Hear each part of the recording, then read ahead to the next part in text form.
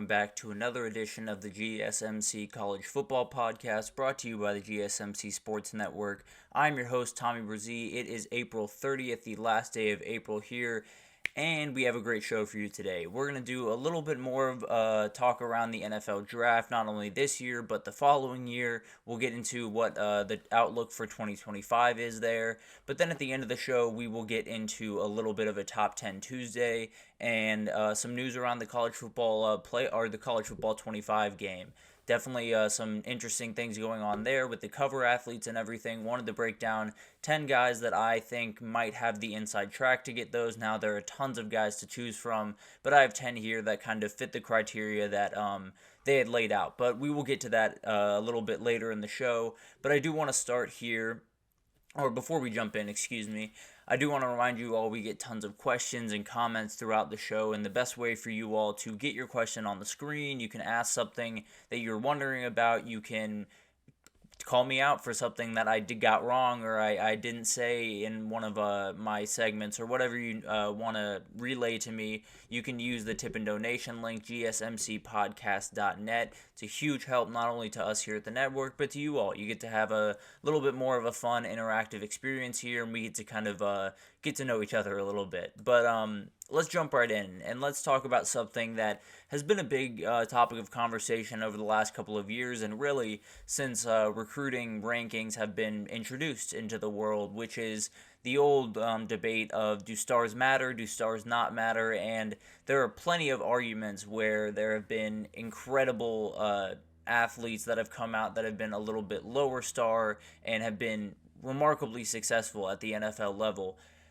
But the vast majority of the Stars Don't Matter group are going to not love this segment because, to be totally honest with you, they got it right again. And they've gotten it right in the NFL draft for quite some time now. But we got some numbers to break down for you guys about just how right they got it and just how big of a gap some of these things are. So first, let's get to this and let's talk about the first round, how it kind of shook out in terms of star ranking. So we had 7 5-stars taken in the first round. We had 15 4-stars. We had 9 3-stars and 1 unranked player. That unranked player was Jared Verse, so huge shout out to him for making it all the way from University of Albany to a top 20 draft pick. Just insane, but he is the one outlier there. Now, just to give you a little bit of context of what a 5-star means, what a 4-star means, what a 3-star means.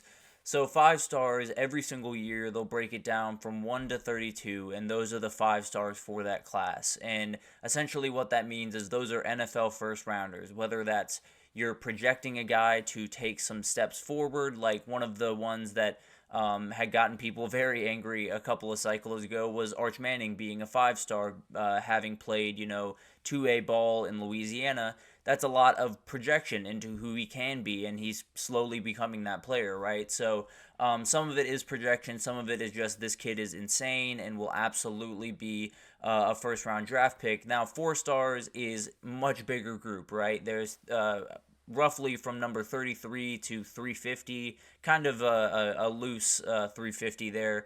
These are kids that should get drafted. These are kids that can find their way into the draft. Now, there's obviously a little bit of a toss-up there, but definitely guys that are very talented, usually play at Power 5 schools. Some go Group of 5, but the majority go Power 5 and should be drafted in the future. And then 3 stars, there's no specific range. It's kind of, you're good enough to play at the next level, play Power 5 or Group of 5 ball, depending on what your ranking is within those 3 stars. But not necessarily a huge expectation for them to go to the NFL. But it shows just how many 7 5-stars out of 32. I mean, they're likely more eligible this year given the COVID year and everything like that. But still, just to kind of contextualize this a little bit more, I was watching Josh Pate's show on Sunday, and he had these type of stats. He was going through this type of trend that has formed over the last couple of years, and he was breaking down something that Preston Guy, the 247 sports guy over at LSU, had broken down. And essentially it is, if you are a 5-star recruit, you are 9 times more likely to be drafted in the first round than if you were a 4-star recruit. If you're a 5-star recruit, you are 85% more likely to be drafted in the first round than a 3-star recruit. So it gives you an idea of how all of this, recruiting craziness that we, look at kids and we say that kid's not a 5-star, or that kid who's a 3-star, it deserves to be a 5-star, or whatever it is. These guys get it right 9 times out of 10. It's really remarkable what they're able to pull off, given that these are only 17, 18-year-old kids, and you have to be able to evaluate them, 4 years or even 10 years in the future in some of these circumstances. But that stat that I just read you is absolutely the magnum opus when you talk about the recruiting world. I think they absolutely love to hear that all of their star rankings tend to be mostly correct. You obviously have some misses where you have some 5-star guys that fell a little bit further. I mean, Spencer Rattler was one of the top players in the entire country when he came out. He dropped to the 5th round. He definitely still got drafted and deserved to get drafted, but it shows you just, there's a variability here for sure. But it's pretty remarkable the amount of the hit rate that they have gotten. I mean, two of those 7 5-stars that were taken were 2 of the top 3 guys in the entire draft when you talk about Caleb Williams and Drake May. So it's pretty remarkable what they're capable of doing, and it's pretty remarkable just in general how they've been able to kind of transform the way that recruiting rankings can be looked at. Because now you can look at them and not say, okay, well, that guy's a 5-star, but who really knows? You can pretty much look at the data and say there's a very good chance, or at least a much better chance, that this kid is going to go into the NFL draft and have a successful career for us than the 4-star that is a little bit below him, or even the 3-star that is further below them. So tons to take away from this, obviously. I think the main thing to take away is Jared Verse is an absolute beast and did incredible things throughout his college career, so huge shout out to him. But before I go any further with this, I do want to say I fully understand that this is not the end-all be-all. There is no reality where kids are just getting drafted based off their, 5-star name next to their, or the 5-star next to their name on a recruiting service. That doesn't happen. I promise you that doesn't happen. But what I will say is there are certain things within recruiting and within even development or even scouting when you go to the NFL level that are just impossible to quantify. They're impossible to get an idea of what's going on from the neck up, right? That's always the biggest denominator with pretty much every single sport, whether a guy is going to be successful or not. It has a lot to do with what's going on upstairs, day-to-day basis. How did this guy handle certain things? Some of these guys have gone through incredible amounts of hurdles and struggles and injuries to get to where they are, and you don't really know how a guy's going to handle that, especially when they're 17 or 18 years old. So there is obviously going to be a huge toss-up. Michael Penix Jr. was the first non-blue chip recruit taken, and blue chip just means a 5 or 4-star in the class.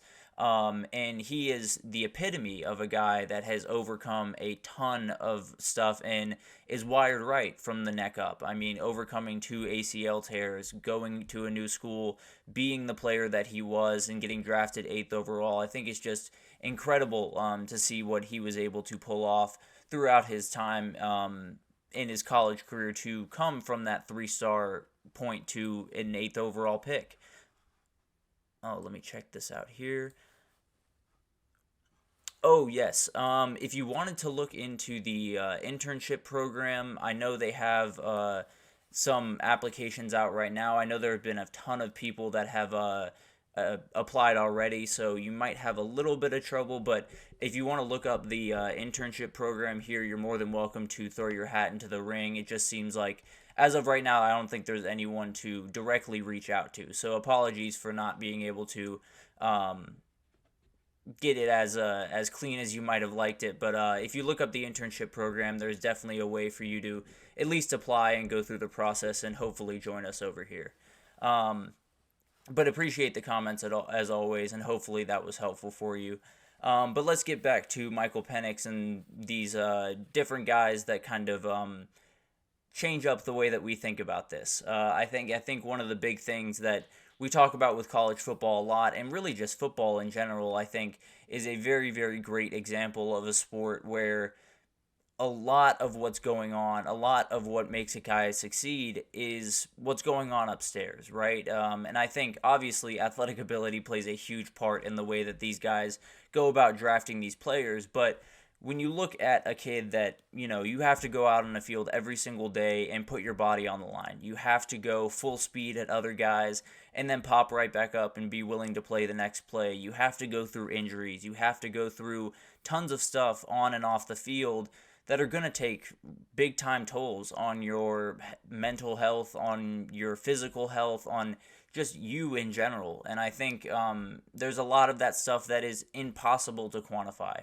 at least from evaluating a kid from high school. And I think it's one of those things that makes this NFL draft so much fun, where you have some guys that have made their way up from being a 3-star to become a first-round draft pick and then hopefully become an absolute, NFL legend. I mean, Aaron Donald was a 3-star coming out of high school. He became one of the best players that I've ever seen play football. So it's one of those things that there is going to be a little bit of variability to this. There is going to be a little bit of throwing things at the wall and hoping things stick to a certain extent, just because you can't look inside a guy's head and you can't know what he's going to react to when maybe it's a kid that has been living in the same state or the same city as his entire life, and now you're having to move out to LA and you don't know how he's going to handle that. You don't know if maybe he has a girlfriend that's still in school and he was there for her the last couple of years, and now he has to move away from her and they have to be apart. You don't know what's going on outside of the football realm, but it's pretty remarkable when you look at these recruiting rankings how they've been able to not only deduce how physically capable these kids are, because that's already a incredibly hard job just because of the different styles of play and the different ways that especially quarterbacks or wide receivers or whatever go about their business on the field. But from a mental perspective, you can't get it all, but there are certain guys that stand out, and you'll find them slowly throughout these different classes, guys that just kind of carry themselves a little differently. So I'm sure this plays somewhat of a part. A guy like I've talked about a couple of times on this show, Ryan Puglisi, who it feels like every time you hear his name, it's all about how professional he is, all about how he plays the game like an absolute NFL pro right now. And I think those are the things that jump out, obviously, but there's also a million different things that literally cannot jump out. So while, recruiting rankings are something that a lot of people like to get mad at and a lot of people like to scoff at a little bit, I promise you they're doing a very, very good job. They have never been more accurate than they are now. It's just remarkable the work that the people at On3 and the people at 247 and every other site, really, Rivals, ESPN, I'll be honest, has been slacking a little bit lately, but I'll let Shannon Terry handle that one on Twitter. But I think there's been a ton of stuff going on around the college football world and around the recruiting world that has changed the way that these kids are wired, and it's changed the way that you can understand a kid, especially on the inside and especially what's going on in his brain, because there's a ton of different stuff thrown at him and you don't know how they're going to handle it. But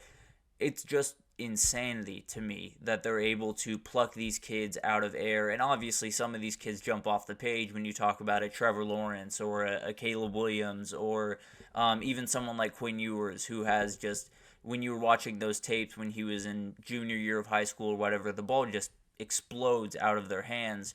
But at the end of the day, there is a lot of unknown, and the ability for them to kind of take the known with the unknown and find a really remarkable amount of hit rate when it comes to saying this guy's going to be a first-round starter when he's 17 years old, and then he ends up being one when he's 22, is just, it's something that really is just one of the more remarkable things in the world. So while I understand the stars don't matter thing do apply to some people, I really hope it applies to Jared Verse, who can have a remarkable career after overcoming a ton throughout his college career. I hope that, all these kids that are able to get to the next level, even though being a lower star recruit, succeed and, continue that great tradition of sometimes stars don't matter, but man, they're getting it right a lot. I'll be honest with you. So if you get a 5-star, if you get a guy that is towards the top of his class, it's not a sure thing by any means, but I would feel pretty confident. I would feel pretty good about that if I was you. So recruiting rankings win again. On3 and 247 continue to win throughout the NFL draft cycle, but it'll be interesting to watch this throughout the next couple of years. I assume that it'll only get better for these recruiting services, but who knows? Maybe some different things happen that make this a little bit harder, but as of right now, those places are absolutely cooking. But let's take our first break here, and when we come back, we're going to talk about the NFL draft quarterback situations, break down the guys that were taken in the first round because those are the likely ones to start at least as soon as possible. And then we'll get to kind of the later round guys, just kind of little tidbits on them and how I think they fit into their new organizations. But we will break that down right after this, so stick with us.